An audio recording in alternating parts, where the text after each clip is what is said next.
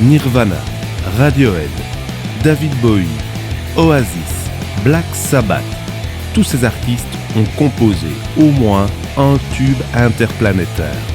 Certains sont devenus des hymnes pour toute une génération. D'autres ont marqué l'histoire de la musique au point de dépasser leur créateur. Et pourtant, ces morceaux ont parfois fini par devenir un fardeau. Certains artistes ont pris leur distance avec eux, d'autres les ont presque reniés. Pourquoi ? C'est ce que nous allons voir dans cette vidéo. Tenter de comprendre pourquoi un groupe peut finir par tourner le dos à la chanson qui lui a apporté le succès. Et découvrir que malgré des histoires très différentes, un même phénomène semble souvent se répéter. Nirvana. Il y a de fortes chances qu'à prononcer le nom de ce groupe, ce soit ce morceau qui vous vienne directement en tête. Smells Like Teen Spirit, sorti en 1991 sur l'album iconique Nevermind, a été le plus gros tube commercial du groupe, envoyant Nirvana directement au panthéon du rock, avec une place de choix. Mais c'est bien là qu'est le problème. Car Nirvana est issu de la scène grunge, digne héritier du punk, donc fondamentalement underground, anti-formatage, anti-système et extrêmement méfiant de l'industrie musicale traditionnelle. Il est alors très difficile pour le groupe de trouver un bon équilibre et de rester cohérent avec ses convictions premières quand on est sous les feux de la rampe, qu'on a un tube mondial et que l'on gagne de l'argent plus qu'il n'en faut. Kurt Cobain est extrêmement anxieux par rapport à ça, par rapport au fait de ne pas décevoir ses fans de la première heure. Lui, qui est issu d'un milieu défavorisé, c'est quelque chose qui va beaucoup le perturber. Et ça ne va rien arranger à ses problèmes d'addiction et de dépression. D'autant plus qu'à la base, le morceau ne devait pas sonner comme ça. C'est avec le producteur Butch Vig, qui est également le batteur du groupe Garbage, que Nirvana va opter pour une solution plus accessible, un peu plus lisse que leurs anciens enregistrements. Et le résultat propulse Nirvana au sommet. Mais plus tard, Kurt Cobain avouera qu'il n'aime pas trop l'enregistrement, qu'il le trouve justement trop lisse, trop commercial. Cobain disait souvent que le public préférait Smell Like Teen Spirit à d'autres morceaux que lui-même jugeait meilleurs. Et Nirvana n'hésitait pas d'ailleurs à saboter Smells Like Teen Spirit en concert ou même à la télévision.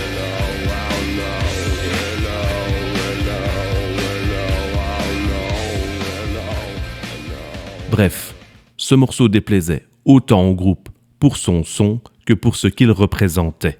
Le succès immense d'une chanson devenue plus grande que leur créateur. Ça, c'est la réaction du public lorsque Radiohead joue Creep lors d'un concert en 2020 à Buenos Aires, des décennies après sa sortie. Une chanson adorée par des millions de personnes. Une chanson qui a lancé la carrière de Radiohead. Mais une chanson que Radiohead a passé des décennies à essayer de fuir. Mais à essayer de fuir quoi, au juste ? Le succès ? Pas vraiment. Plutôt une prison artistique et intellectuelle. En effet, Radiohead est sûrement l'un des groupes les plus influents et innovants de sa génération. Ils ont composé de véritables pépites musicales.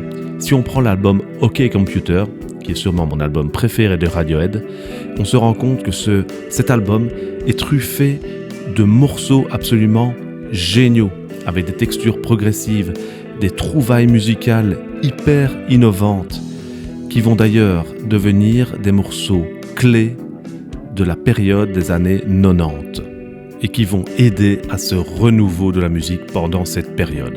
Et ça, ce n'est l'exemple que sur un album. Alors le groupe va doucement connaître une certaine frustration, à savoir qu'une partie de leur public et la presse ne réclament que Creep, ne parlent que de Creep et résument tout leur travail à Creep, alors que eux-mêmes sont persuadés qu'ils ont des morceaux bien meilleurs et qui mériteraient un peu plus d'être mis en avant. Et ce qui est ironique avec le morceau Creep, c'est qu'en plus, il a eu beaucoup de mal à se lancer, notamment en Grande-Bretagne, où certaines radios refusaient catégoriquement de le diffuser à cause d'une phrase « You're so fucking special ». En gros, tu es un putain d'être exceptionnel. Et cette frustration, s'est faite sentir par la suite dans leur musique.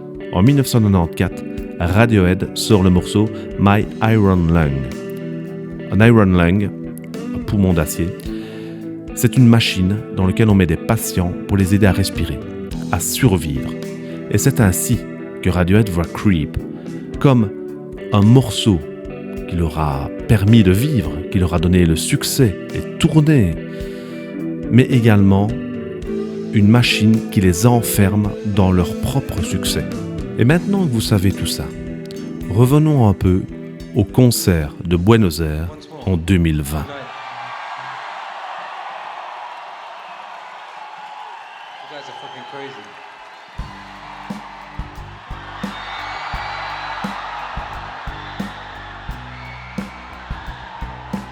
Cette réaction résume peut-être à elle seule toute l'histoire de Creep.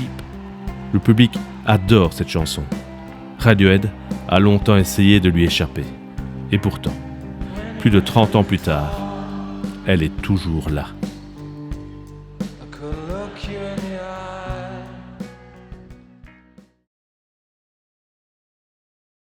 En 1983, lorsque sort de l'album Let's Dance, David Bowie est déjà une légende, mais il n'est pas encore une superstar à la Michael Jackson par exemple. C'est alors que sort ce morceau, qui devient un véritable carton. Il explose littéralement, on entend Bowie partout, et il atteint donc ce grade de superstar mondial. Et c'est là que les problèmes commencent. Bowie attire alors à ses concerts un tout nouveau public, des gens qui ne viennent pas pour voir David Bowie, qui viennent pour voir le David Bowie de Let's Dance et qui réclament du Let's Dance à profusion dans toutes ses futures productions. Et ça, ça n'intéresse pas David Bowie. Lui, ce qu'il veut et ce qu'il a toujours voulu, c'est faire ce qu'il aimait, de pouvoir changer de style à volonté et d'être tout à fait libre artistiquement. Il ne supportait tout simplement pas l'idée de faire du Let's Dance jusqu'à la fin de sa vie.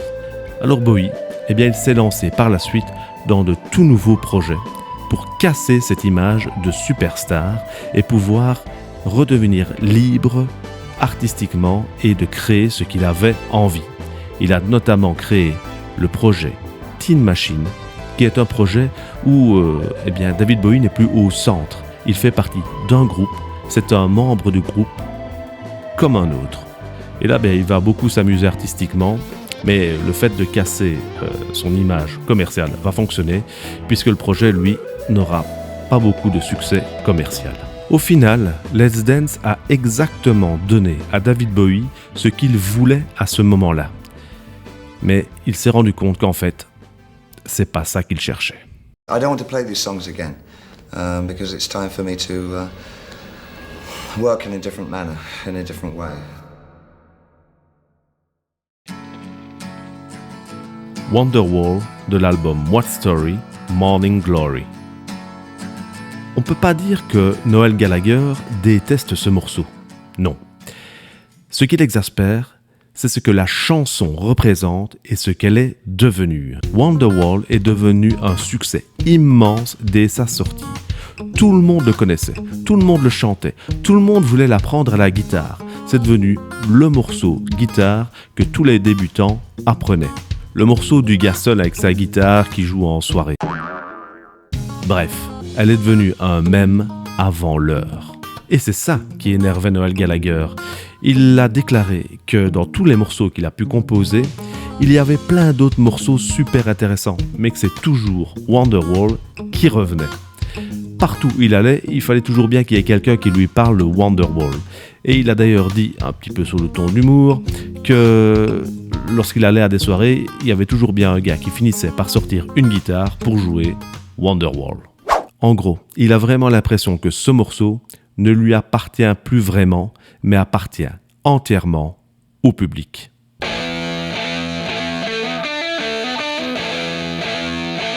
en 1970, sort un morceau qui deviendra le classique de Black Sabbath.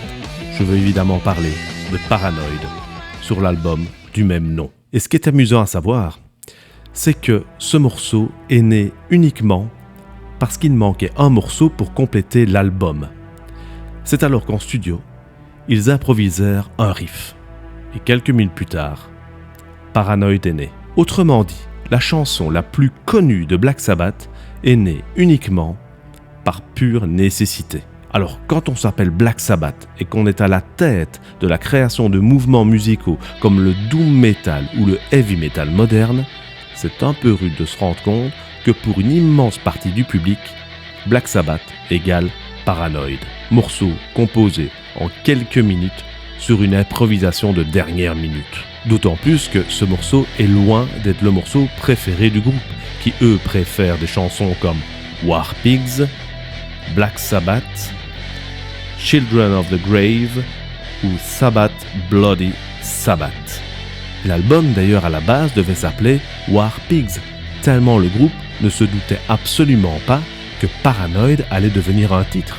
Mais suite au succès, ils ont changé le nom de l'album pour lui donner le nom de Paranoid.